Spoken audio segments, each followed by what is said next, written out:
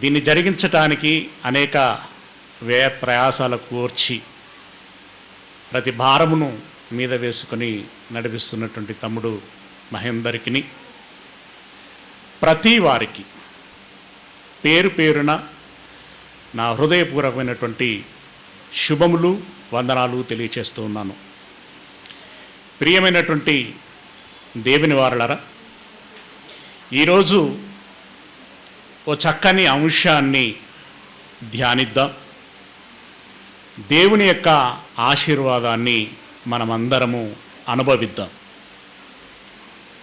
ఏమిటి ఈరోజు అంశము అనంటే, చిన్న ఏం చేస్తున్నావు? What are you doing? దేవుని సన్నిధిలో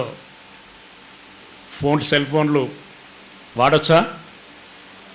దయచేసి సెల్ ఫోన్లు స్విచ్ ఆఫ్ చేసి పక్కకు పెట్టేసేయండి. అందరూ పెట్టారా?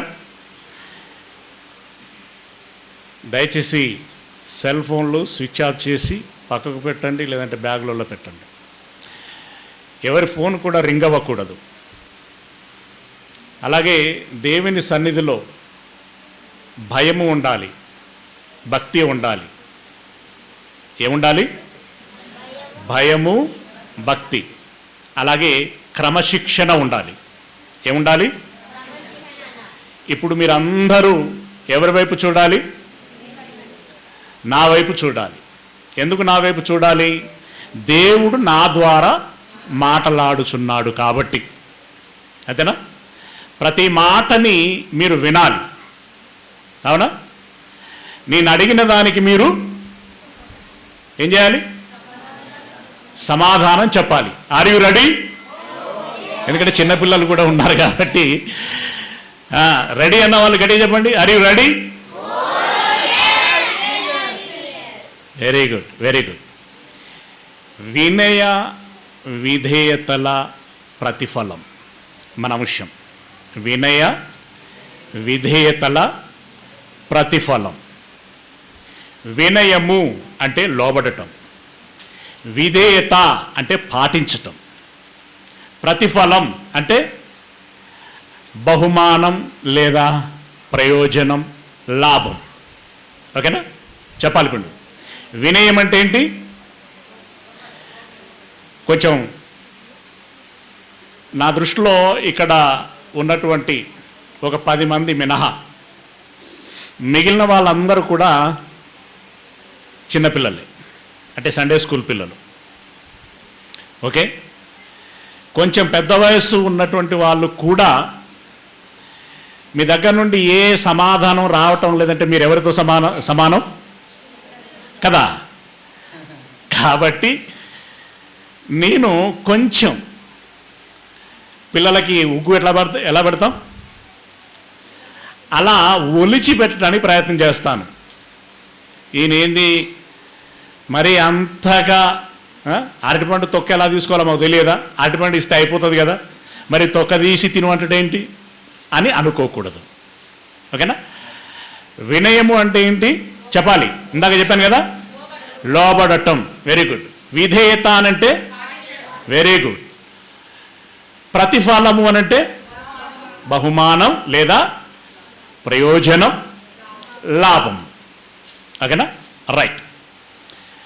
మన క్రైస్తవ పరిభాషలో ఇది ఏం యుగం? కృపాయుగం. ఓకే, కృపాయుగం. ఈ లోక శాస్త్రీయ భాషలో ఏమంటారు అనంటే దాన్ని ఆధునిక అంతరయుగము. ఏం యుగం? ఆధునికాంతరయుగము. అంటే మనము చాలా అభివృద్ధి పొందాము అని. దేనిలో? జ్ఞానములో. అవునా? అన్ని రకాలైనటువంటి వసతులు కల్పించుకోవటములో, అనుభవించటములో. ఒకనాటి మన పూర్వీకులతో పోలిస్తే మనము చాలా అభివృద్ధి ప్రదంలో వెళ్ళుచున్నాము అని. నిజంగా ఎంత అభివృద్ధి పొందాము? ఎంత అభివృద్ధి పొందాము అనంటే, ఈరోజు మన అభివృద్ధి అంతా దేనిలో చూపించుకుంటాము అనంటే సెల్ ఫోన్లతో చూపించుకుంటాం. అలాగే డ్రెస్సింగ్ స్టైల్లో చూపించుకుంటూ ఉంటాం, అలాగే హెయిర్ కటింగ్లో చూపించుకుంటూ ఉంటాం, అలాగే బైక్ రైడింగ్లో చూపించుకుంటూ ఉంటాం. ప్రియులారా, ఇది లోక భాషలోని ఆధునిక అంతర యుగం. కానీ బైబిల్ భాషలో కృపాయుగం. కృప అనంటే ఏంటండి?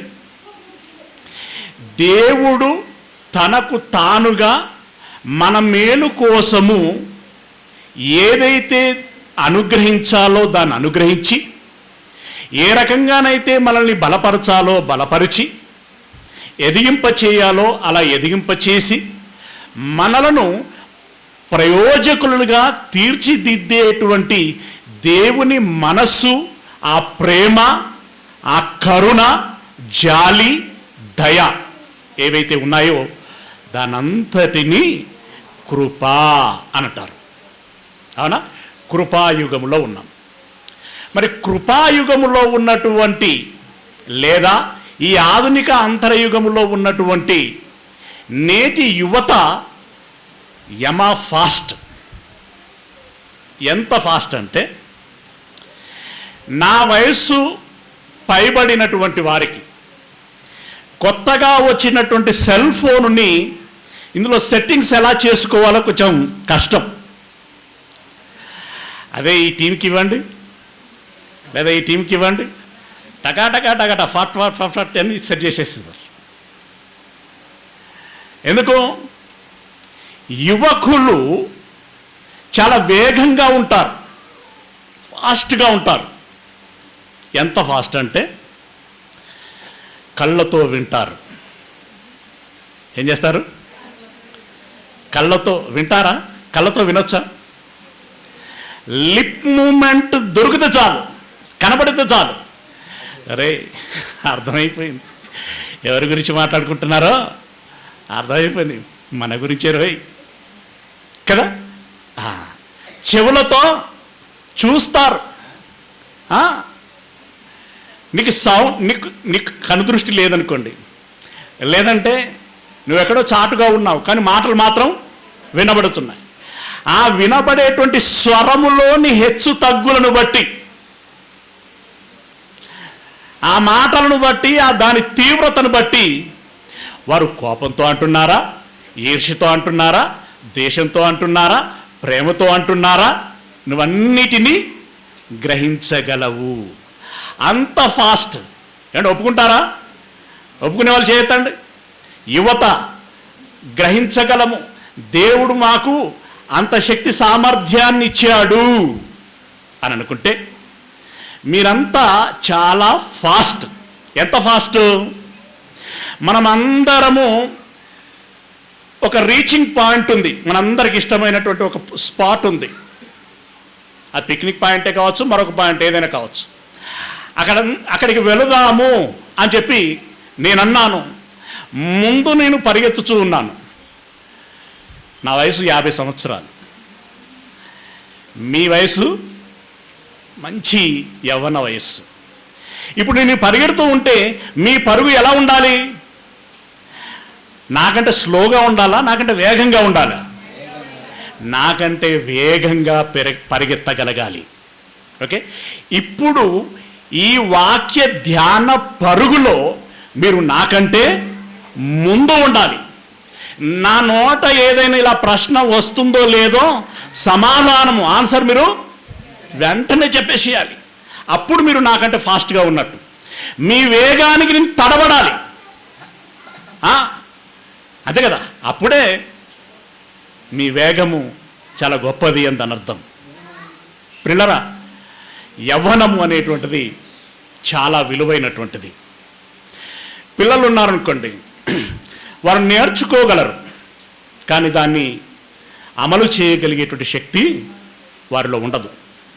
వృద్ధులు ఉంటారు, వారికి చాలా అనుభవం ఉంటుంది, కానీ చేయగలిగేటువంటి ఓపిక, శక్తి, బలము వారికి ఉండదు. మరి యవనస్తులు చక్కగా నేర్చుకోగలరు, దాన్ని చక్కగా అమలు చేయగలరు. ఎందుకంటే బలం వారి సొంతం, ధైర్యం, సాహసం, ఉరకలెత్తే ఉత్సాహం, ఉడుకు రక్తం, ఆవేశం, పట్టుదల, ఆరాటం, పోరాటం, కసి, ఎలాగనైనా సాధించి తీరాలిరా, విడిచిపెట్టడానికి వీల్లేదు, దాన్ని దక్కించుకోవలసిందే, పొందుకోవలసిందే అనేంత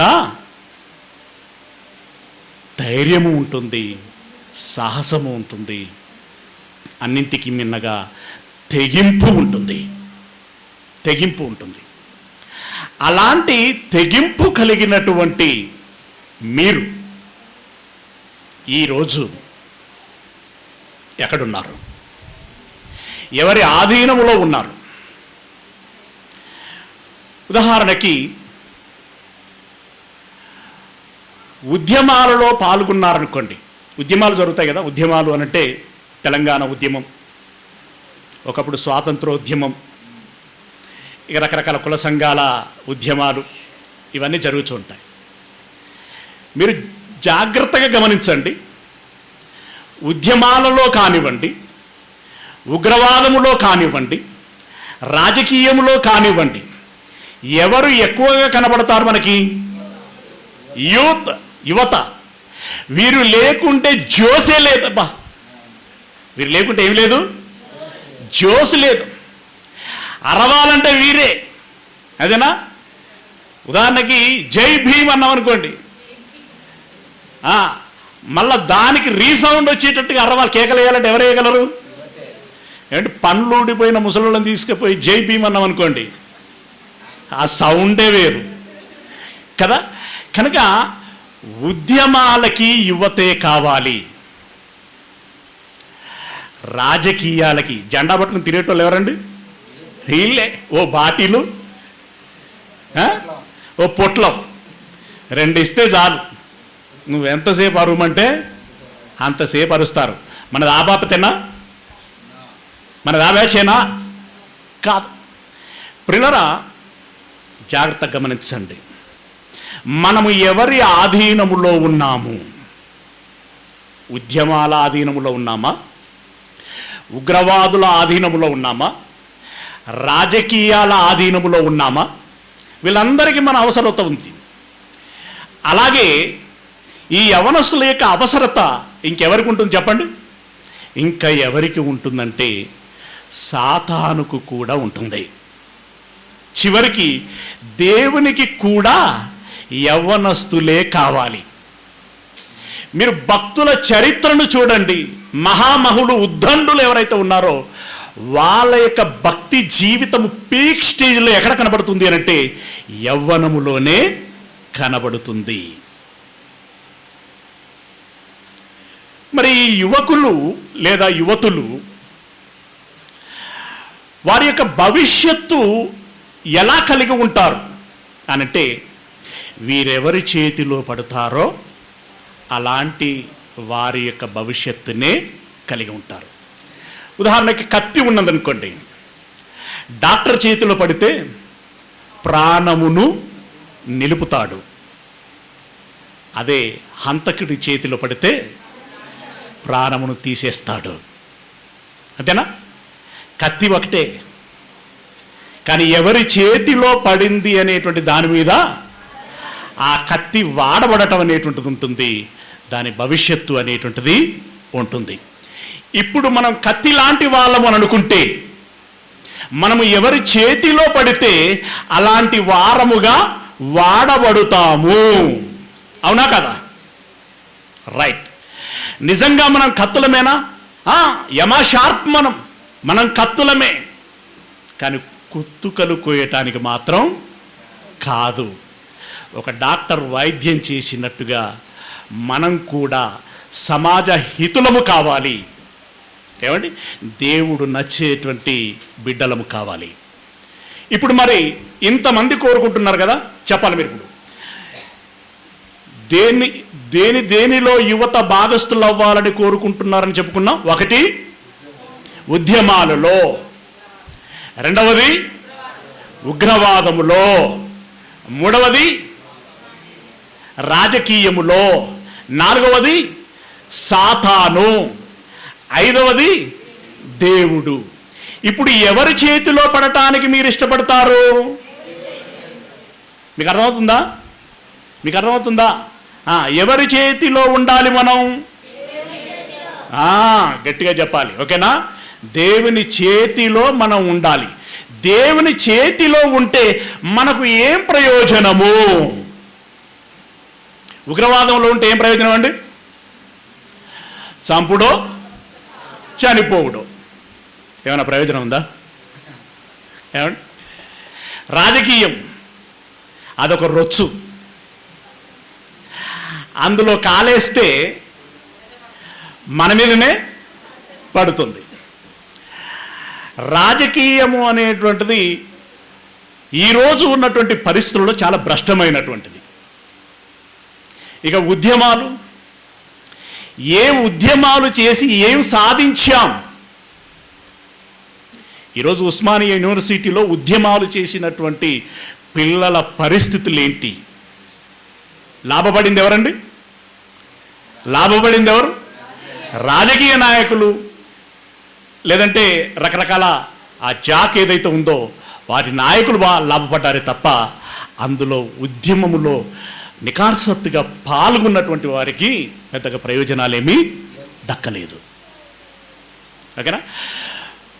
మరి వీళ్ళ అంటే రాజకీయంలో పడితే ప్రయోజనం లేదు, ఉద్యమాలలో పడితే ప్రయోజనం లేదు, ఉగ్రవాదములో పడితే ప్రయోజనం లేదు. ఏదైనా ఉన్నది అంటే సాతాను చేతిలో పడాలి. అదేనా? నవ్వేంటి తమ్ముడు? ఎందుకు?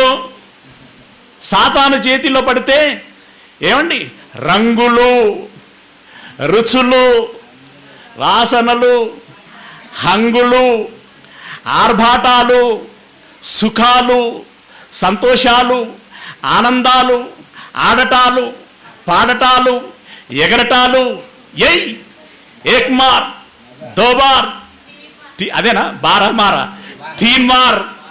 ఏమండి? వాళ్ళు కొడుతూనే ఉండాలి, ఎగురుతూనే ఉండాలి. ఆ తర్వాత చీకటి జీవితాలు ఎన్నో. క్లబ్లు ఎందుకు పుట్టుకొచ్చాయి? పబ్బులు ఎందుకు పుట్టుకొచ్చాయి? అందులోనికి ఎవరు వెళ్తారు? సాతాను వెళ్తుందా?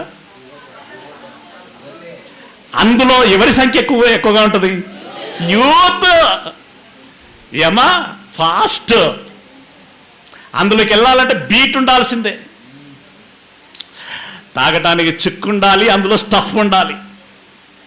ఆడు పాడు, చేయకూడనటువంటి చీకటి పనులు చెయ్యి. ఆ తర్వాత చావు.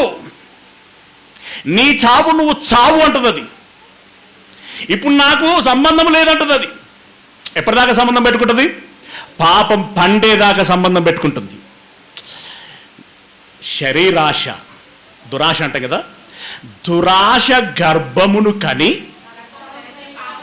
గర్భమును ధరించి పాపమును కనగా, వెరీ గుడ్, పాపము పరిపక్వమై. ఇప్పుడు సాతాను మనతో ఎప్పటి వరకు సంబంధం పెట్టుకుంటుందో తెలుసా? ఎప్పటి వరకు ఫ్రెండ్షిప్ చేస్తుందో తెలుసా? ఏమంటే అవ్వాదాములతో ఎంతసేపు ఫ్రెండ్షిప్ చేసింది? పండు తినేదాకా. తిన్న తర్వాత నాకు సంబంధం లేదు అని అన్నది. మీరెవరో నేనెవరో, మీ సావు మీరు సావండి. అలాగే ఇప్పుడు మన విషయంలో కూడా ఈ శరీర ఆశ లేదా దురాశ ఏదైతే ఉంటుందో దాని విషయంలో సాతాను ఏం చేస్తూ ఉంటుంది? మన మనస్సును ప్రేరేపిస్తూ ఉంటుంది. మన మనస్సును ప్రేరేపిస్తూ ఉంటుంది.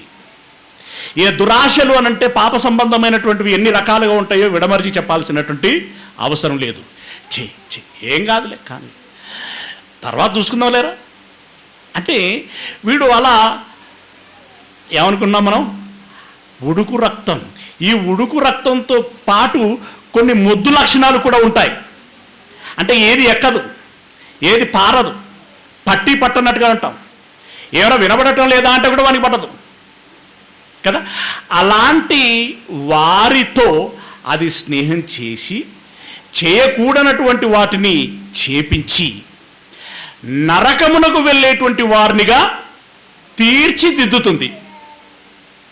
ఇక ఆ తర్వాత మనం మరణించి నరకం వెళ్ళటము అనేటువంటిది ఖాయమైపోయిన తర్వాత నీకు నాకు సంబంధము లేదు అని అంటుంది. గనక మనము సాతాను చేతిలో కూడా పడకూడదు. సాతాను చేతిలో పడకూడదు. ఇక చివరగా ఎవరి చేతిలో పడితే మనకు ప్రయోజనము? దేవుని చేతిలో పడితే ప్రయోజనం. వెరీ గుడ్, యాక్టివ్గా ఉన్నారు, ఇలాగే ఉండాలి. ఓకే, ఇందాక సిస్టర్ నేను తొట్టుపడితే కరెక్ట్ చేసింది, అలా ఉండాలి. Okay, very good. Are you ready? ఎవరి చేతిలో పడితే మనకు ప్రయోజనము అని అంటే వెరీ గుడ్, దేవుని చేతిలో పడితే ప్రయోజనం. ఇందులో మనం అందరము ఎవరి పిల్లలం? సహజంగానే దేవుని పిల్లలం. యేసయ్య కూడా నేను ఎవరి బిడ్డనని చెప్పుకున్నాడు? దేవుని కుమారుడను అని చెప్పుకున్నాడు. మరి దేవుని కుమారుడైన యేసయ్య దేవుని చేతిలో ఉండేవాడా, సాతాను చేతిలో ఉండేవాడా? దేవుని చేతిలో ఉన్నాడు. అందుకే ఆయన ఒక చక్కని మాట అన్నాడు. యోహాను సువార్త, అందరూ బైబిల్లో తెరవాలి, అందరూ నోటుబుక్లో రాసుకోవాలి. బైబిల్లో తెచ్చిన వారు చేతండి. అందరి చేతిలో బైబిల్ ఉన్నాయా? Very good, very good, very good, thank you. యోహాను సువార్త 7వ అధ్యాయము 29వ వచనం.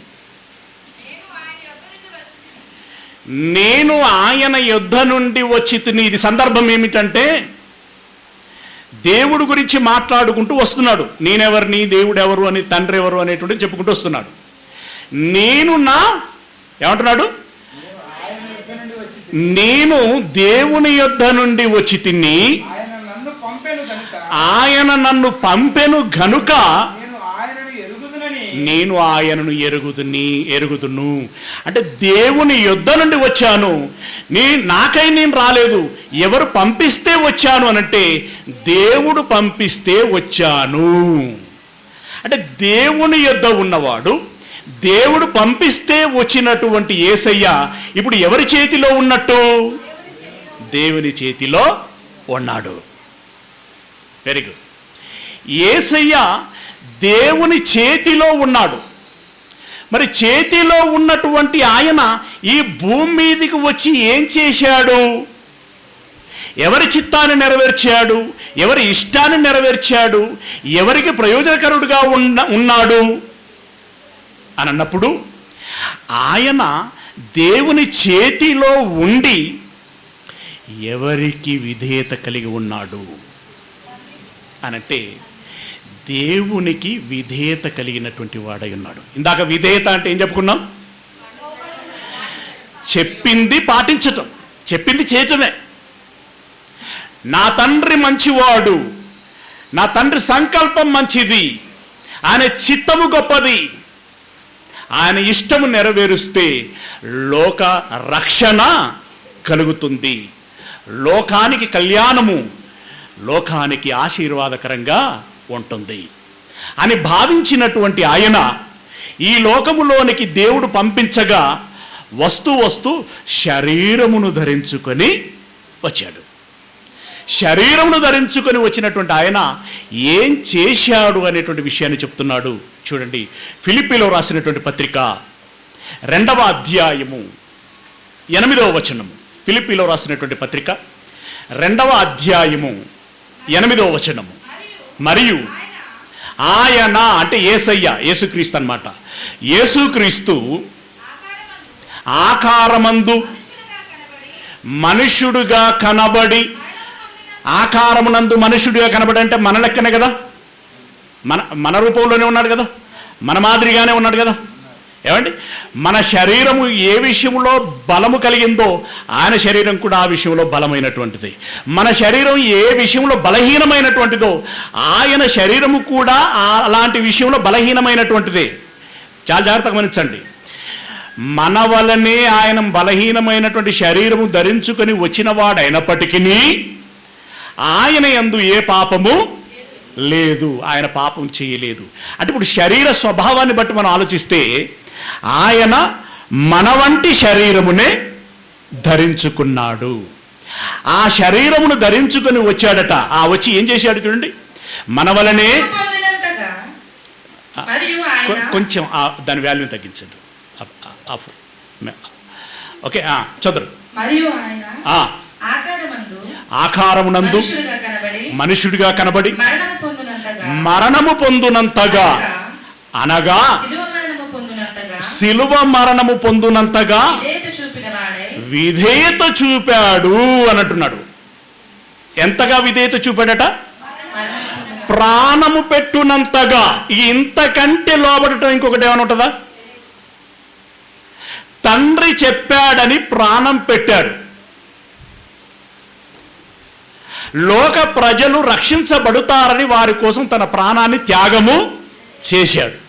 అంటే దేవుని చేతిలో పడినటువంటి యేసయ్య ప్రాణము పెట్టేంతగా విధేయతని చూపించాడు.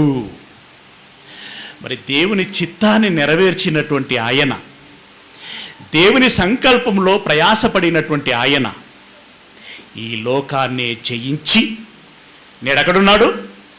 దేవుని కుడిపార్శ్వమున ఆసీనుడై ఉన్నాడు. ఎంత గొప్ప బహుమానం, ఎంత గొప్ప ప్రతిఫలం కదా! పరలోక జీవితాన్ని మించిన జీవితం, పరలోక స్వాస్థ్యాన్ని మించిన స్వాస్థ్యం అంటే సంపాదన, పరలోక ఆ సుఖం, నెమ్మది, శాంతి, సమాధానం, సంతృప్తిని మించినటువంటి సంతృప్తి మరొకటి ఉండదు. అంత గొప్ప జీవితాన్ని ప్రతిఫలముగా ఆయన పొందుకున్నాడు. రైట్. దేవుని చేతిలో పడితే యేసయ్య లోకనాథుడయ్యాడు, యుగ పురుషుడయ్యాడు, శకపురుషుడయ్యాడు, లోకానికి దిక్కయ్యాడు, లోకానికి రక్షకుడయ్యాడు. Very good. ఎంత గొప్ప క్యారెక్టర్ అండి! ఈ ప్రపంచంలో లోకం పుట్టినది మొదలుకొని లోకం అయ్యేంత వరకు ఈ లోకంలో హీరో ఎవరైనా ఉన్నారు అనంటే వారెవరండి? యేసు ప్రభుల వారు మాత్రమే. Very good. ఇప్పుడు దేవుని తర్వాత దేవుని అంతటి వాడు ఎవరు? యేసయ్య కదా. యేసయ్య. ఎందుకంటే దేవుని తత్వం యొక్క మూర్తివత్వమునై ఉన్నాడు. దేవత్వం అంటే ఏంటో తన శరీరమునందు పరిపూర్ణముగా చూపించాడు. పైగా దేవుడు ఆయనకి పరలోకమందును ఇహలోకమునందును ప్రతి లోకమందును ఆయనకు అధికారము అనుగ్రహించి ఉన్నాడు. అంటే ఇప్పుడు రాష్ట్రపతి తర్వాత ప్రధానమంత్రి అంత స్థాయి కదా ముల్లోకాలలో. ఏమండి, మన సురారం కాలనీలో కాదు, ముల్లోకాలలో ప్రధానమంత్రి అంతా స్థాయి. ఇప్పుడు ఆయన చేతిలో పడితే మన భవిష్యత్తు ఎలా ఉంటుంది? మన జీవితం ఎలా ఉంటుంది? గొప్పగా ఉంటుందా, అధ్వానంగా ఉంటుందా? ఉదాహరణకు ఒక భక్తుని తీసుకుందాం. యేసు ప్రభువుల వారికి వ్యతిరేకమైనటువంటి ఆలోచన కలిగి యేసును చంపారు అనేటువంటి మాటను బట్టి ఆయన ఇన్స్పిరేషన్ అయినటువంటి వ్యక్తి ఇప్పుడు యేసు పేరెత్తి బోధించేటువంటి వారిని అందరినీ చంపాలి అనేటువంటి కాంక్ష కలిగి ఉన్నాడు సౌలు అనేటువంటి వ్యక్తి. ఆ కాంక్షతోటే అది వరకు జరిగినటువంటి 2 మర్డర్లను దృష్టిలో పెట్టుకొని యమ ఉత్సాహంతో దమస్కుకి దౌడు తీస్తున్నాడంటే పరిగెడుతున్నాడు. ఓకేనా? పోతాంటే యేసయ్య చూశాడు. మన పిల్లోడు వద్దంట అంటే మురికాల దగ్గరికి పోతాడు అనుకోండి. ఒకసారి చూస్తాం, 2 సార్లు చూస్తాం, అంటే గుంజుకొస్తాం. మళ్ళీ పోతుంటే ఏం చేస్తాం? అక్కటేస్తాం, వేయాలి కూడా. ఏమండి, బెత్తము దెబ్బ తల్లి కొట్టకపోతే ఆడేమవుతాడు? చెడిపోతాడు, బుద్ధిమంతుడు అవ్వడు. ఈ పౌలు వెళ్ళిపోతుంటే మార్గ మధ్యంలో మంచి ప్లేస్ చూసిండు, ఒక్కటేసాడు, తిమ్మ తిరిగింది, మైండ్ బ్లాంక్ అయిపోయింది. నిజం, పండుగాడు కొడితే కాదు, యేసయ్య కొడితే.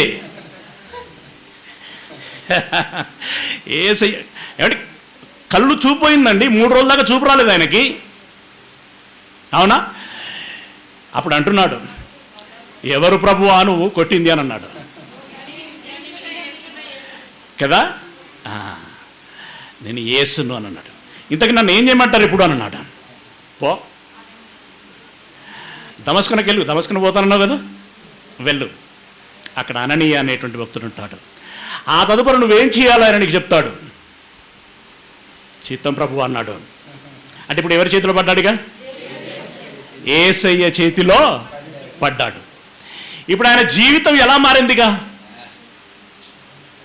యేసయ్య చేతిలో పడిన తర్వాత ఆయన జీవితం, ప్రియులారా, విధేయత అనేటువంటి విషయాన్ని మనం మనసులో పెట్టుకుంటే, దమస్కు నుండి యెరూషలేమునకు వచ్చాడు. యెరూషలేములో నుండి అంతియొకయ అనేటువంటి ఆల్రెడీ సంఘం ఉంది అక్కడికి వచ్చాడు. అక్కడికి వచ్చి అందరితో పాటు సహవాసం చేస్తూ దేవుణ్ణి ఆరాధిస్తూ తనకు తెలిసిన వాక్కులని పంచుకుంటున్నటువంటి తరుణములో పరిశుద్ధాత్ముని ద్వారా యేసయ్య చెప్పించాడు. ఏం చెప్పించాడు అనంటే, అపోస్తలుల కార్యములు 13వ అధ్యాయము 2వ వచనము నుండి, అపోస్తలుల కార్యములు 13వ అధ్యాయము 2వ వచనములో నుండి, వారందరూ ప్రభువును సేవించుచు మళ్ళీ చదువు. సేవించుచు ఉపవాసము చేయుచుండగా, ఇది నాకు బాగా కన్ను అంటుంది.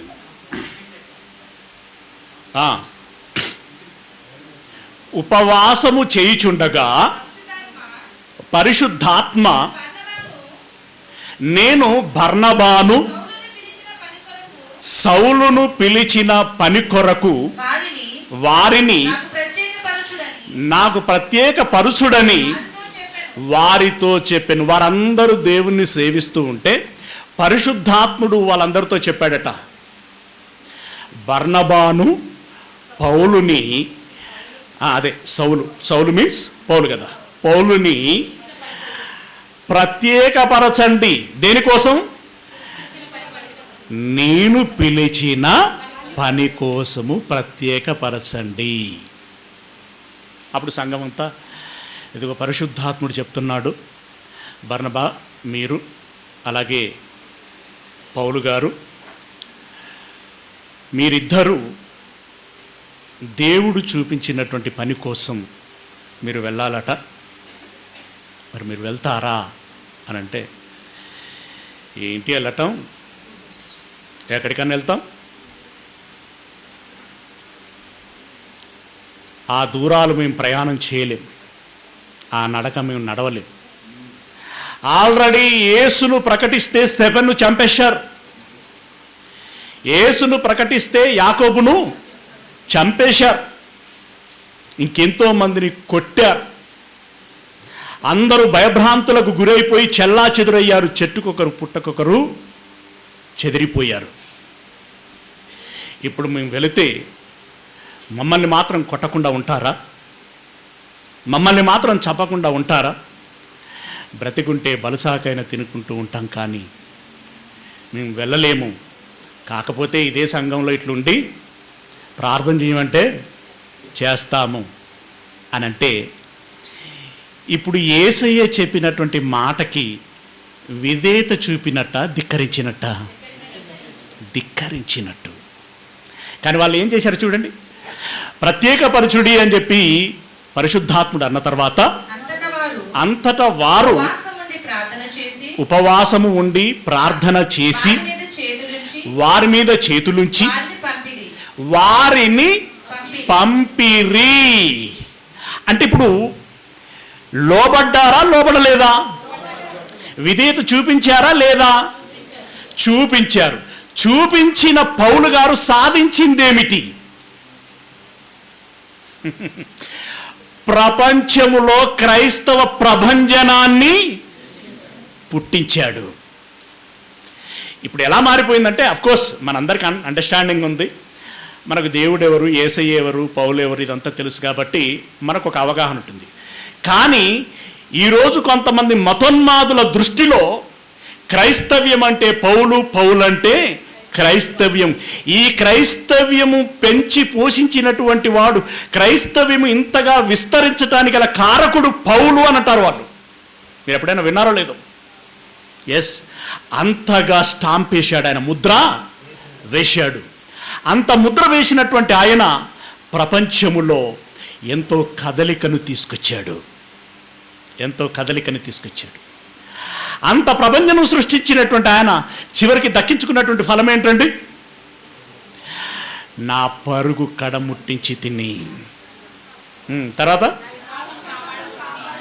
నా విశ్వాసమును కాపాడుకుంటుని, ఇక మీదట నాకు నీతి కిరీటము నిలిచి ఉన్నది. అంటే దాని అర్థం ఏంటి? జయించి నా సింహాసనమునందు నేను కూర్చుండి ఉన్న ప్రకారము మీలో జయించు వారిని నాతో పాటు నా సింహాసనంలో కూర్చుండబెట్టెదను. కిరీటం అంటే సింహాసనాసీనుని చేస్తాను అని. అంటే ఇప్పుడు నా కోసం సింహాసనం ఉన్నది అని పౌలు గారు చెప్తున్నారు. అమ్మయ్యా, యేసయ్య చేతిలో పడితే, దేవుని చేతిలో పడితే యేసయ్య దేవుని కుడిపార్శ్వంలో కూర్చున్నారు. యేసయ్య చేతిలో పౌలు గారు పడితే పౌలు నీతి కిరీటాన్ని దక్కించుకున్నాడు, లేదా యేసయ్యతో పాటు కూర్చోగలిగేటువంటి అర్హతని సాధించాడు. ఎవరు ఎవరికి విధేయత చూపిస్తే ఎలాంటి ప్రతిఫలము పొందుకున్నారు? ఓకేనా? రైట్. నేను అడిగిన దానికి సౌండ్ ఎక్కడి నుండి ఎక్కువ వస్తుందండి? యథార్థంగా చెప్పాలి, యవనస్తులు, మగపిల్లలు చెప్పాలి. ఎక్కడి నుండి వస్తుంది? ఇక్కడ నుండి వస్తుంది. మరి ఇటేమైంది? బల్బు వెలగట్లేదా? లేదంటే నోరు అరిగిపోతుందా? ఏమండి, ముత్యాలు ఏమన్నా రాలిపోతాయా? వాటి జాగ్రత్త పెట్టుకుంటున్నారా? మీరేమన్నా తక్కువనా? మీకు వాయిస్ లేదా? మీకు వినపడతలేదా? మీకు అర్థం కావట్లేదా? మీరు ఆన్సర్ ఇవ్వలేరా? ఇప్పుడు మీరు ఫాస్ట్గా ఇస్తారా, వీళ్ళు ఫాస్ట్గా ఇస్తారా చూడలేదు. ఈ ముందు బ్యాచ్ కూడా మాట్లాడట్లా. ఓకే, అక్కలు మాట్లాడుతున్నారు, ఇక వాళ్ళు మాట్లాడుతున్నారు మనకేందిలే అనుకుంటున్నారు కదా. నో, దేవుని సన్నిధిలో ఇప్పుడు తల్లిదండ్రుల దగ్గర పిల్లలు ఒకరు ఉత్సాహంగా మాట్లాడుతూ సంతోషిస్తూ నవ్వుతూ, మరొకరు మూడీగా ఉన్నారనుకోండి, తల్లిదండ్రులకు సంతోషంగా ఉంటుందా? ఉండదు. వీడేదో ఇబ్బంది పడుతున్నాడు అని అనుకుంటాడు. అయ్యో ఏమి ఇబ్బంది అవుతున్నదో అని చెప్పేసి వాళ్ళు బాధపడుతూ ఉంటారు. ఇప్పుడు మీరు మౌనంగా ఉంటే దేవుడు బాధపడతాడా, సంతోషిస్తాడా? ప్రాక్టికల్గా ఆలోచించండి. అందరం మాట్లాడాలి. అందులో దేవుని మాట అంటే మరి మాట్లాడాలి. ఓకేనా? సమాధానం చెప్పాలి. రైట్. యేసు ప్రభుల వారి చేతిలో పడినటువంటి పౌలు గారి యొక్క జీవితం బహు గొప్పగా ఉండింది.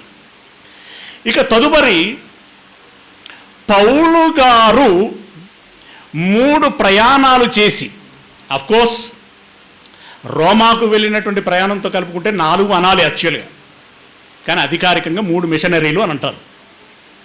అది చివరిది జైలు కోసం వెళ్ళాడు కాబట్టి దాంట్లో చేర్చలేదు. ఈ 3 ప్రయాణాలలో ముఖ్యమైన పట్టణాలకి వెళ్ళాడు ఆయన.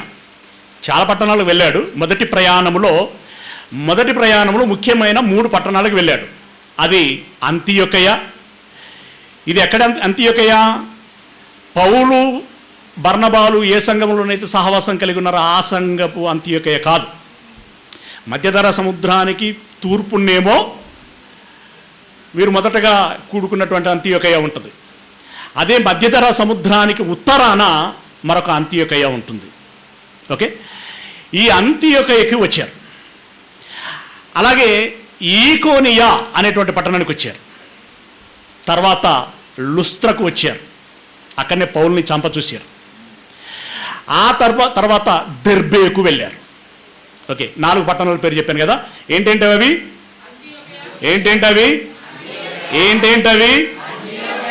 అంతియొకయ, ఈకోనియా, లుస్త్రా, దెర్బే. ఓకేనా? ఈ దెర్బేలో చిన్నోడు ఉన్నాడు. లుస్త్రాలో లుస్త్రలో ఒక చిన్నోడు ఉన్నాడు. ఆయన పేరేంటో చెప్పగలరా? తిమోతి. ఇప్పుడు పెద్దోడండి, అప్పుడు పౌలు గారి దృష్టిలో చిన్నోడు. ఆయన పేరు తిమోతి. వాళ్ళ అమ్మ పేరు ఏం పేరు? అమ్మ పేరు యూనికే. అమ్మమ్మ పేరు ఏం పేరు? లోయి. వాళ్ళ జీవితాలు ఎలాంటివి? మంచి నాణ్యమైన, ఎలాంటి నాణ్యమైన విశ్వాసము కలిగినటువంటి వారు. ఈ అమ్మమ్మలు కలిసి ఈ చిన్నోన్ని చక్కగా తీర్చిదిద్దారు. పిల్లరా, మాకు మంచి విశ్వాసురాలైనటువంటి అమ్మ ఉంది అన్న వాళ్ళు చేయొద్దండి దయచేసి. మా అమ్మ మంచి విశ్వాసురాలు, వెరీ గుడ్. ఇంకా అమ్మమ్మ ఉంటే చాలా సంతోషం. అమ్మమ్మ కూడా మంచి విశ్వాసురాలు అన్న వాళ్ళు చేయొద్దండి. ఓకే, ఇప్పుడు కాదు, అప్పుడే ఉన్నప్పుడే. ఓకే, ఇటు బాపమ్మ సైడు ఉన్నారా? ఓకే, ఇప్పుడు జాగ్రత్తగా గమనిస్తే ఈ తిమోతి గారిలో మంచి నాణ్యమైనటువంటి బీజము పడింది ఎప్పుడయ్యా, ఎక్కడయ్యా అనంటే తల్లి ఒడిలో ఉన్నప్పుడే పడ్డది. అమ్మకు నేర్పించింది, అమ్మ తనకి నేర్పించింది. అదే సమయంలో అంటే ఇక బాల్య దశ దాటి కొంచెం యవ్వన ప్రాయంలోనికి వస్తున్నటువంటి తరుణంలో మొదటి ప్రయాణంలో పౌలు గారు ఆ పట్టణానికి వెళ్ళారు. ఆల్రెడీ కొంత ఫౌండేషన్ ఉన్నది ఆయనకి. ఎవరికి? తిమోతికి. ఇప్పుడు పౌలు గారు చెప్పే మాటలు త్వరగా అర్థమవుతాయి ఆయనకి, అవునా? ఇప్పుడు పౌలు గారు వెళ్ళి ప్రకటిస్తే బాగా అర్థం చేసుకున్నాడు ఆయన. అర్థం చేసుకున్నటువంటి తాను ఏం చేశాడు అనేటువంటి విషయాన్ని జాగ్రత్తగా మనం గమనించగలిగినట్టయితే, తిమోతికి రాసినటువంటి 2వ పత్రిక 3వ అధ్యాయము 14-15 వచనాలు. తిమోతికి రాసినటువంటి 2వ పత్రిక 3వ అధ్యాయము 14-15 వచనాలు. క్రీస్తు యేసునందు ఉంచవలసిన విశ్వాసము ద్వారా రక్షణార్థమైన జ్ఞానము. ఏ జ్ఞానం? ఏ జ్ఞానం? సెల్ ఫోన్ జ్ఞానం కాదు, కంప్యూటర్ జ్ఞానం కాదు, ఆర్టిఫిషియల్ ఇంటెలిజెన్స్ జ్ఞానం కాదు. ఇప్పుడు జ్ఞానం అంటే ఇవే ప్రమాణాలు అయిపోయాయి, ఏమండి? ఆ జ్ఞానం కాదు. ఏ జ్ఞానము? పరసంబంధమైన జ్ఞానం, దైవ సంబంధమైన జ్ఞానం, మనకు భవిష్యత్తును ఇవ్వగలిగేటువంటి బంగారు భవిష్యత్తును లేదా బంగారంను మించిన భవిష్యత్తును ఇవ్వగలిగేటువంటి జ్ఞానం, దేవుని జ్ఞానం, మనల్ని రక్షించేటువంటి జ్ఞానం, రక్షణార్థమైనటువంటి జ్ఞానమును నీకు కలిగించుటకు శక్తిగల పరిశుద్ధ లేఖనములను, శక్తిగల పరిశుద్ధ లేఖనములను అంటే వాక్యములను పరిశుద్ధ లేఖనములను నీవు బాల్యము నుండి ఎరుగుదువు అని అన్నాడు. తిమోతి గారు రక్షణార్థమైనటువంటి దేవుని వాక్యాన్ని ఎప్పటి నుండి నేర్చుకున్నాడట? అప్పుడు పౌలు గారు అక్కడ ఉన్నాడా? మన ఎవరున్నారు? తల్లిదండ్రులు ఉన్నారు. అంటే తండ్రి గ్రీకు దేశస్థుడు. మేబీ మరి ఆయన పాత్ర ఏంటో మనకు పెద్దగా తెలియదు, కానీ మంచోడే అయి ఉంటాడు అనుకుంటున్నాను నేను. అయితేనే అమ్మ అలా తీర్చిదిద్దటానికి కొంచెం స్కోప్ ఉంటుంది. ఓకేనా? రైట్. అమ్మమ్మలు బాల్య దశలో రక్షణార్థమైనటువంటి జ్ఞానాన్ని నేర్పించారు. ఇక్కడ కూడా తల్లులు ఉన్నారు, తండ్రులు ఉన్నారు. మీ పిల్లలకి మీరు ఏమి నేర్పిస్తున్నారు ప్రాక్టికల్గా? ఇది నాకు కూడా ఇబ్బందికరమైనటువంటి విషయం, ఎందుకంటే నేను ఒక ఫాదర్ని. ఏమండి, శోధన లేదా పరీక్ష అందరికీ ఉంటుంది. మీరు మీ పిల్లలకి ఏమి నేర్పిస్తున్నారు? రక్షణార్థమైనటువంటి జ్ఞానమా, ఉద్యోగార్థమైనటువంటి జ్ఞానమా, లేదా ఇంకా రకరకాలైనటువంటి జ్ఞానాలు ఉంటాయి. ఏం జ్ఞానమో తెలుసా? అక్కడెక్కడో ఉండి ల్యాప్టాపు లేదా సెల్ ఫోన్ తెరిచి మన బ్యాంక్ అకౌంట్లో ఉన్నటువంటి లక్షల రూపాయలను దోచేస్తారు. స్కామ్. ఓకేనా? అది కూడా తెలివేనండోయ్. మనం చేయగలం ఆ పని? చేయగలిగే వాళ్ళు చేస్తండి.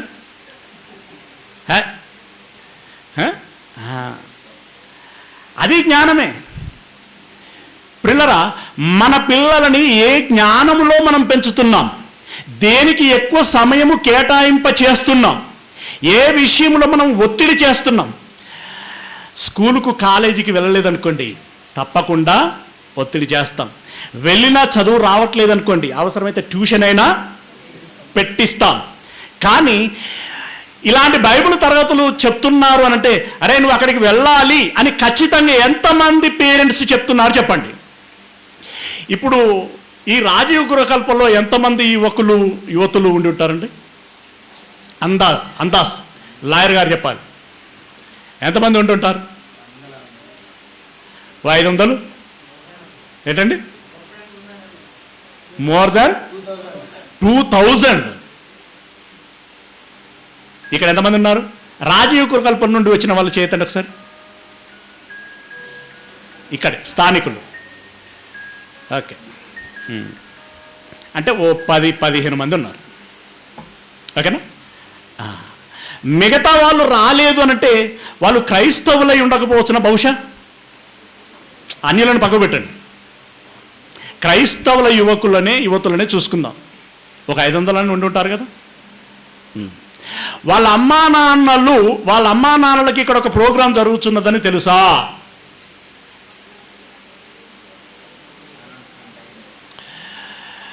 పోనీ తెలిసిన వాళ్ళు పంపించడానికి ప్రయత్నం చేశారా? కారణం ఇది ఎప్పటికి చెప్పేదేనా? ఇక్కడ నేర్చుకునేది ఏముంటుంది? ఇదే సమయమును ఇంకో విధంగా కేటాయిస్తే షాప్లో కూర్చుంటే సరుకులు అమ్ముతారు, లేదంటే ఇంకో పని. పిల్లరా, అదే పిల్లల మైండ్ సెట్ ఎలా ఉంటుంది? అక్కడికి పోతే కట్టేసినట్టు కూర్చోవాలి, వింటున్నారా లేదా అని పట్టి చూస్తారు, మళ్ళీ అడుగుతారు. అక్కడ చెప్పకపోతే ఇజ్జత్ పోతుంది. అదైతే సెల్ ఫోన్ అయితే మొదలు పెట్టుకున్నాం అనుకో, రంగుల ప్రపంచం కనబడుతుంది, మంచి ఎంజాయ్ చేయొచ్చు. అంత అవసరమా? ఇక్కడ కూర్చోవచ్చు, పడుకోవచ్చు, అవసరం అంటే తినుకుంటానైనా చూడొచ్చు. ఇదే కదా పిల్లరా.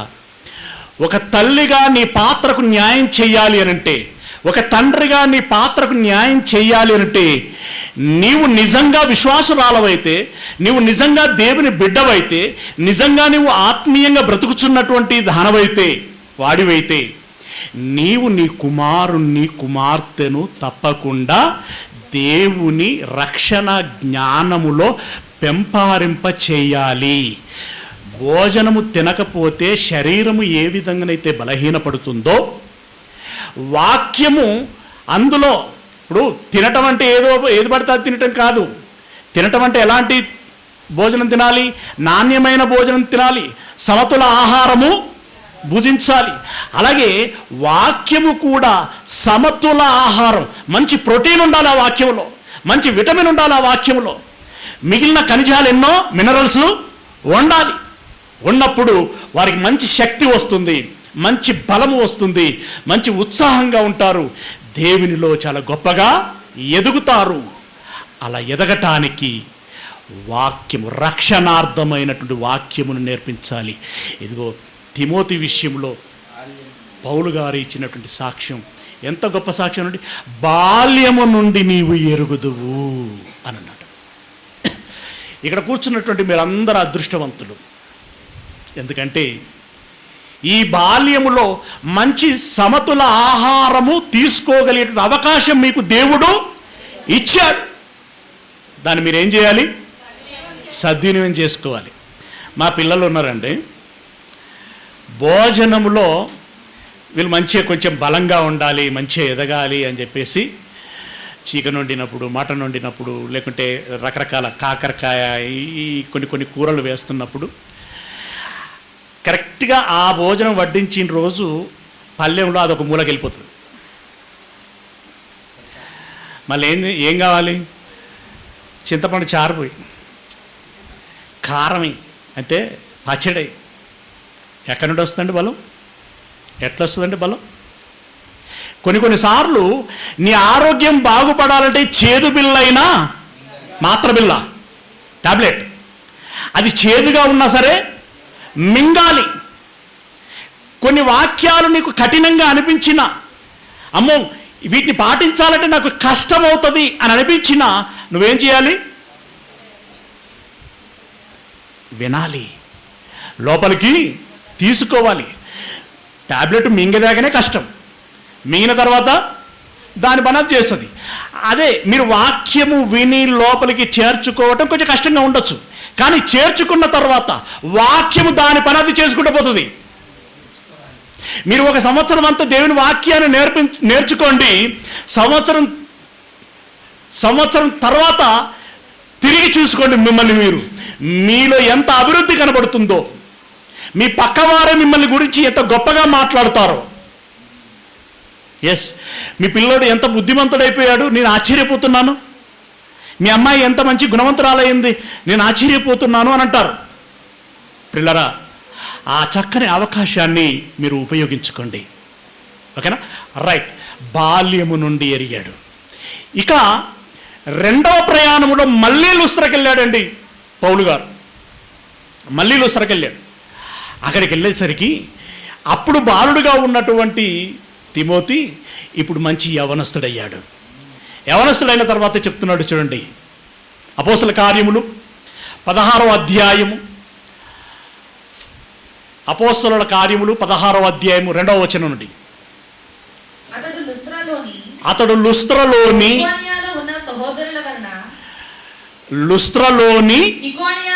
ఈకోనియలో ఉన్నటువంటి సహోదరుల వలన మంచి పేరు పొందినవాడు. ఇందాక నేనేం చెప్పాను?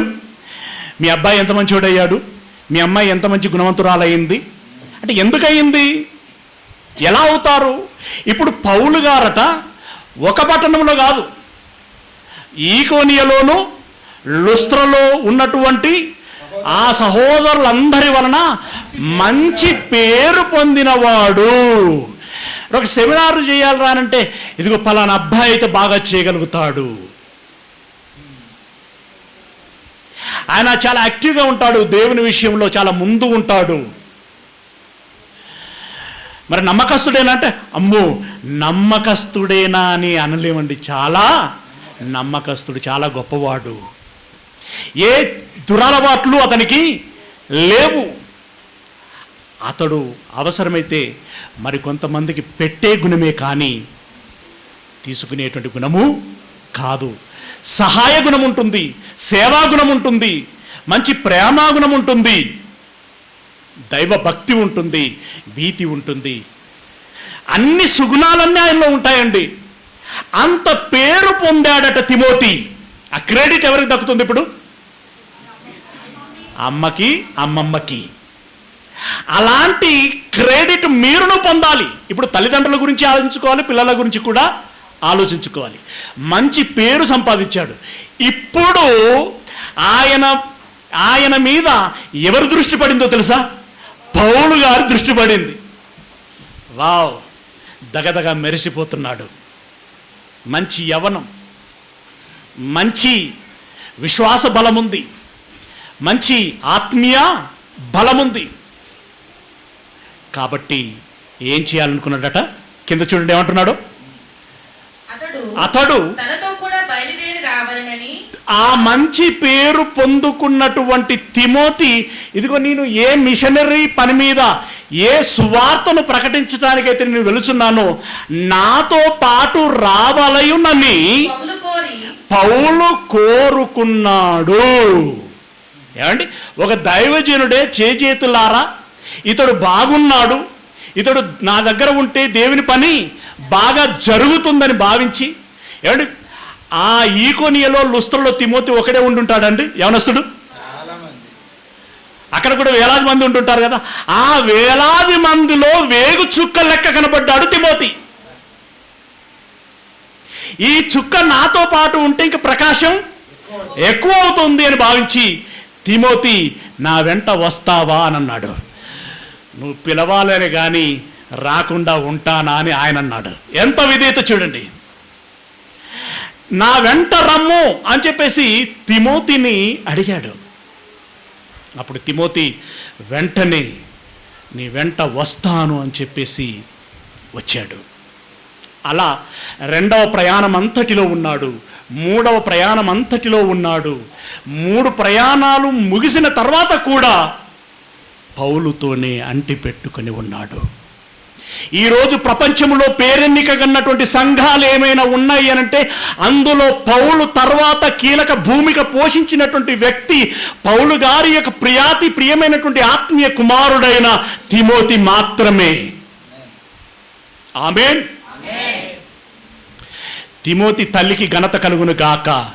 ఆల్రెడీ ఆమె ఘనతకు వచ్చింది. మనం అంటే మన తృప్తి ఏదో మన వంతుగా మనం కొంచెం అభినందించటం, పొగడటం కదా ప్రిలరా. అలాంటి తిమోతి పౌలును అంటి పెట్టుకున్నాడు.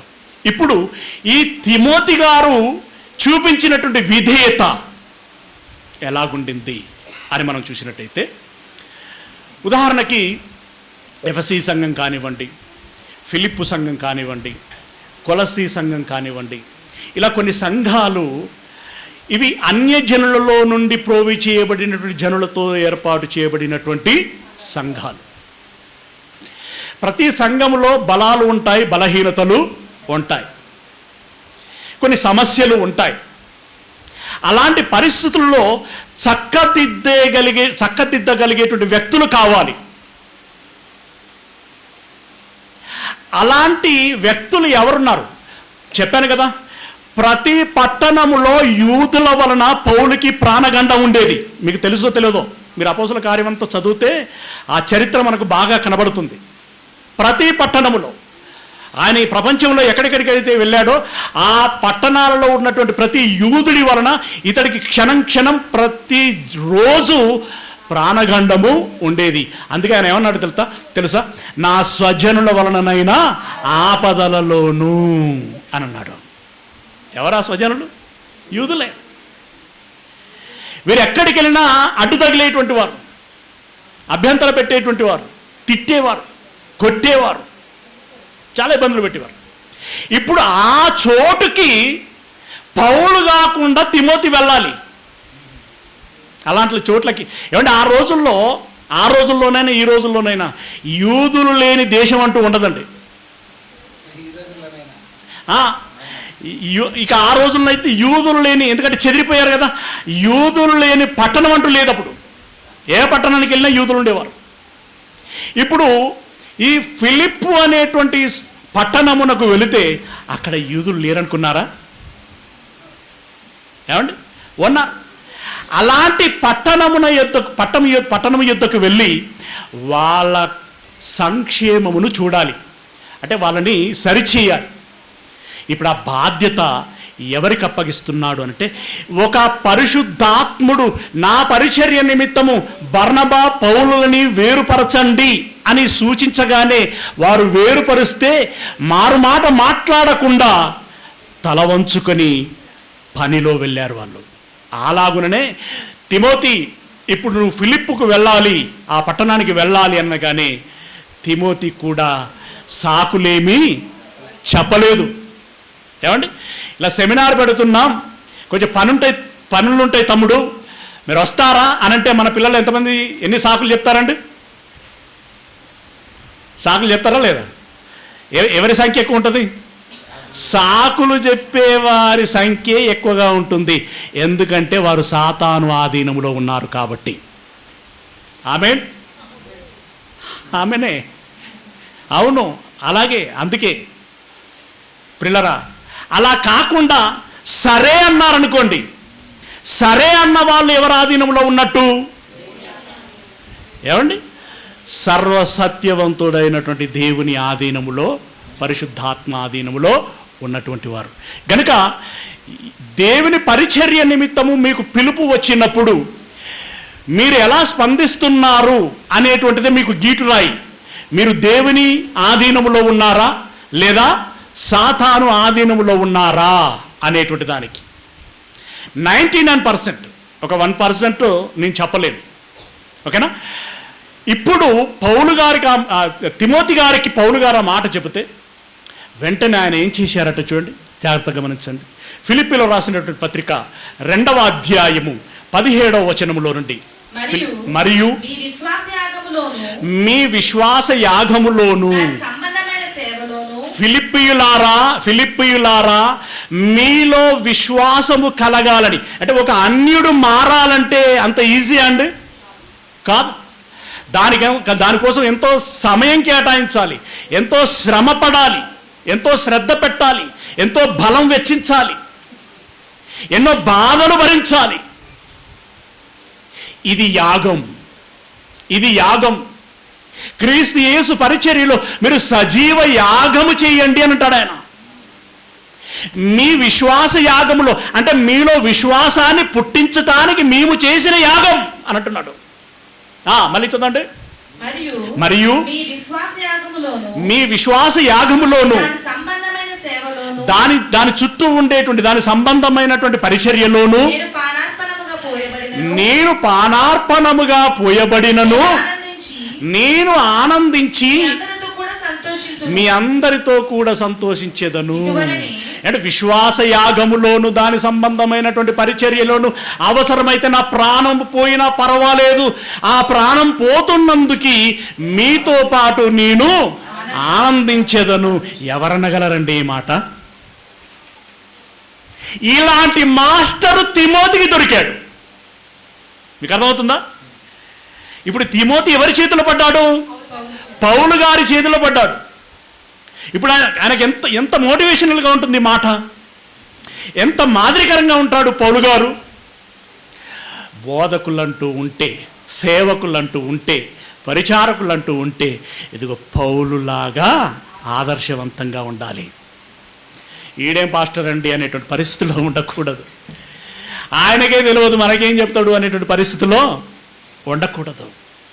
పౌలు మంచి మాదిరి చూపించి తిమోతిని పట్టుకున్నాడు.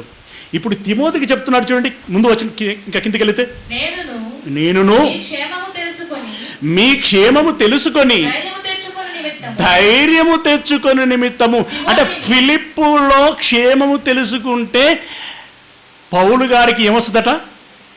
ధైర్యం వస్తుందట. అంటే అప్పటిదాకా ఆయన మనసు ఎలా ఉన్నదన్నమాట?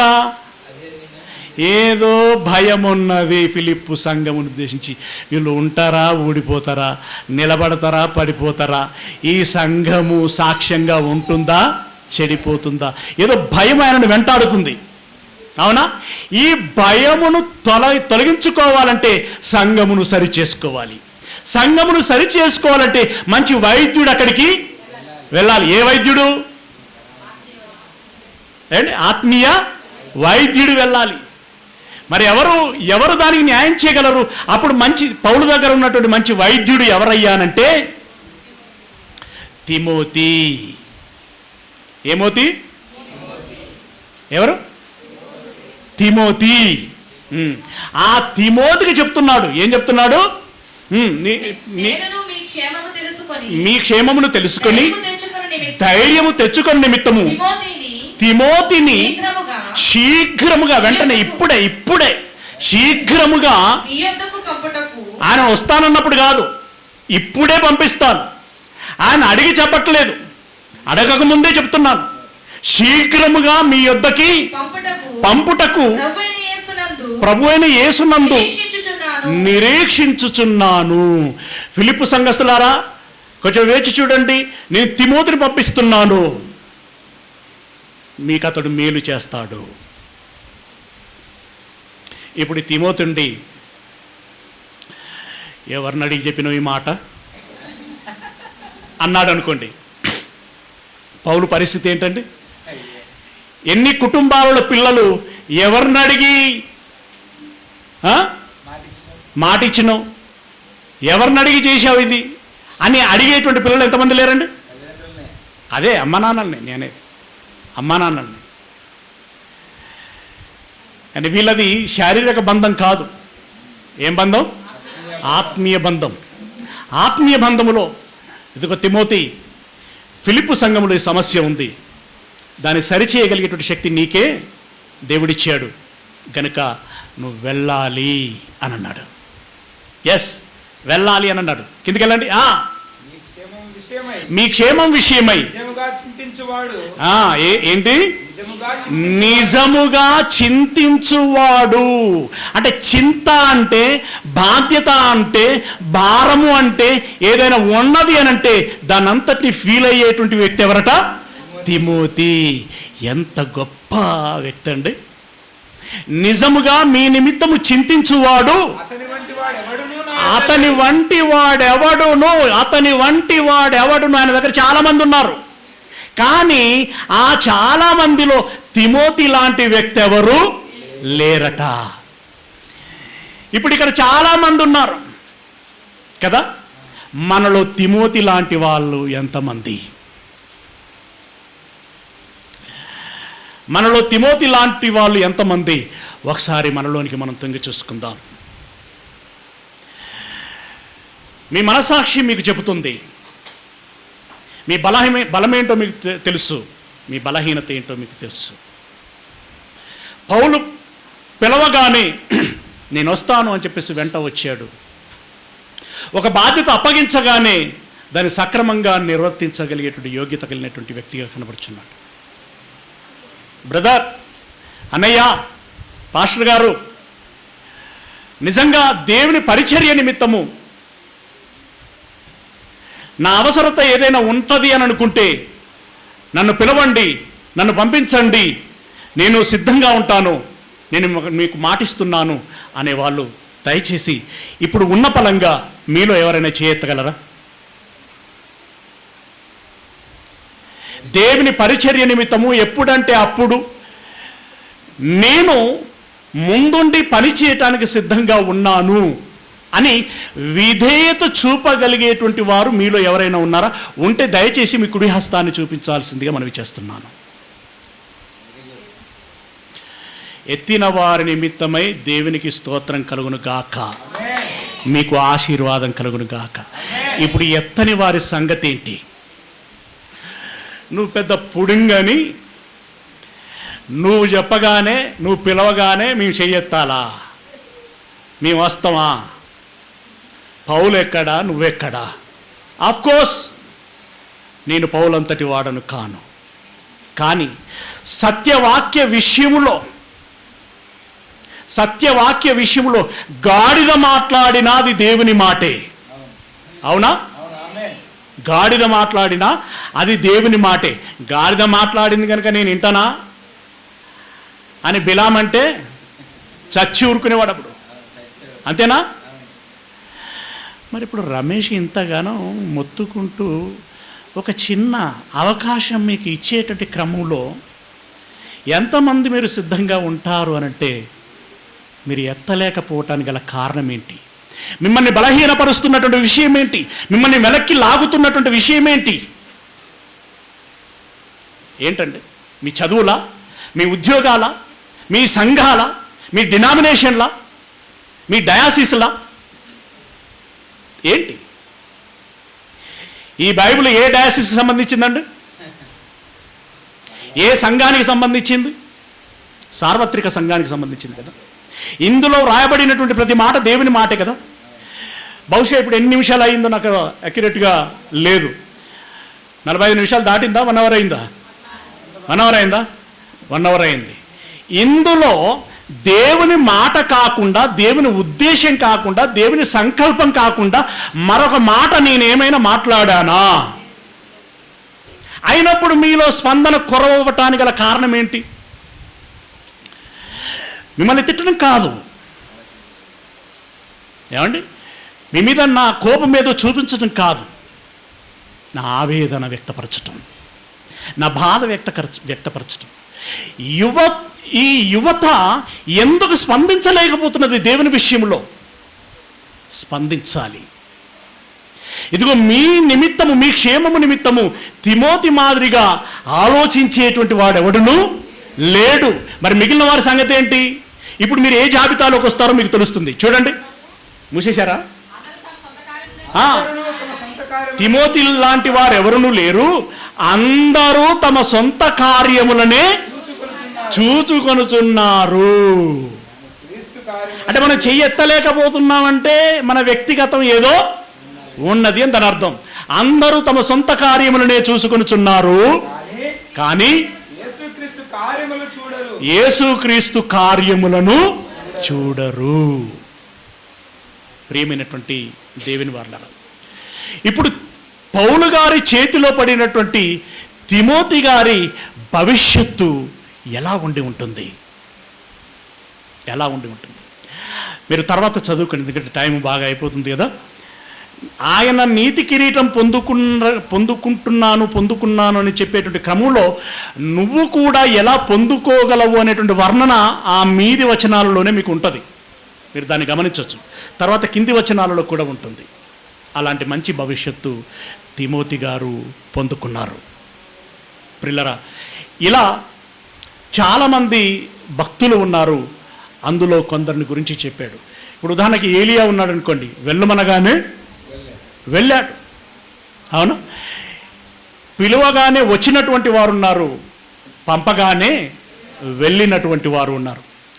ఇలాంటి మనస్సు, ఇలాంటి లోబడే తత్వం, ఇలాంటి వినయం, ఇలాంటి విధేయత మనందరిలో ఉంటే మనకు ఎలాంటి భవిష్యత్తు ఉంటుందో ఒక వాగ్దానపూరితమైనటువంటి ఒక మంచి మాట బైబిల్లో మనకు కనబడుతుంది. సామెతల గ్రంథము 22వ అధ్యాయము, సామెతల గ్రంథము 22వ అధ్యాయము 4వ వచనము. యెహోవా యందు భయభక్తులు కలిగి ఉండుట. అక్కడ కొంచెం వ్యాకరణ దోషం ఉంటుంది. అంటే సత్యవాక్యమును సరిగ్గా విభజించటం అనటం కదా, అక్కడ కొంచెం మిస్టేక్ ఉంటుంది. యెహోవా యందు భయభక్తులు కలిగి ఉండుట వినయము. యెహోవా యందు భయభక్తులు కలిగి ఉండుట వినయము. అది అక్కడి వరకు ఆపాలి. అది యెహోవా యందు భయభక్తులు కలిగి ఉండుటయే వినయం. అసలు వినయం అంటే ఏంటయ్యానంటే దేవునికి నువ్వు భయపడాలి, దేవుని పట్ల భక్తి కలిగి ఉండాలి, అది వినయం. భయం భక్తి అంటే ఏంటో కాదండి, దేవుని మాట నువ్వు వినాలి, దానికి లోపడాలి, అది వినయం. మరి ఈ వినయమునకు ప్రతిఫలం ఏంటయ్యా అనంటే చెప్తున్నాడు. ఏమంటున్నాడు? ఐశ్వర్యమును ఘనతయు. జీవం అంటే ఏ జీవం? ఈ లోక జీవితం కాదు, నిత్య జీవం. ఏమంటే వీటి మించిన ప్రతిఫలం ఏముంటో చెప్పండి, వీటికి మించిన బహుమానం ఏముంటుంది చెప్పండి, వీటికి మించిన సంపాదన ఏముంటుంది చెప్పండి. ఏమేమి ఇస్తానంటున్నాడు? ఒకటి ఐశ్వర్యం, రెండవది మంచి పేరు ప్రఖ్యాతలు, మూడవది నిత్య జీవం. దేవుని ఎడల వినయ విధేయతలు చూపించినటువంటి వారికి దక్కేటువంటి ప్రతిఫలం. ఎత్తినవారు ధన్యులు, చెయ్యెత్తినవారు, ఎత్తబోయేటువంటి వారు మరీ ధన్యులు. ఇప్పటికైనా మీరు ఆలోచించండి, ఎందుకు ఎత్తలేకపోయాం? ఇక మీదట నేను ఎత్తగలగాలి, నేను ఎత్తుతాను అని మీకు మీరుగా సిద్ధపడండి. ఎండ్ ఆఫ్ ద టైం, ఈ లోకాన్ని విడిచిపెట్టి వెళ్ళే లోపు, లేదా ఈ శరీరాన్ని విడిచిపెట్టే లోపు నీవు దేనికి అర్హుడవై ఉండాలి? దేన్ని పొందుకోగలగాలి? దేన్ని పొందుకోగలగాలి అంటే దేవుడిచ్చేటువంటి ఐశ్వర్యం, దేవుడు ఇచ్చేటువంటి ఘనత, దేవుడు ఇచ్చేటువంటి నిత్య జీవాన్ని నువ్వు పొందుకోవాలి. మరి వీటన్నిటికీ అర్హత మనకు ఎప్పుడు వస్తుంది? యెహోవా యందు భయభక్తులు కలిగి ఉండాలి, దేవుడికి లోబడాలి, యేసయ్యకి లోబడాలి, దైవజనుడికి లోబడాలి, విధేయత చూపించాలి, శిరస వహించాలి, చెప్పినట్లుగా నడుచుకోవాలి. దేవుని చేతిలో యేసయ్య ఎలా ఉన్నాడో అలా ఉండాలి. యేసయ్య చేతిలో పౌలు ఎలా ఉన్నాడో అలా ఉండాలి. అందుకే పౌలు ఏమన్నాడు? క్రీస్తును పోలి నేను నడుచుకొనుచున్న ప్రకారం మీరు నన్ను పోలి నడుచుకొనుడి.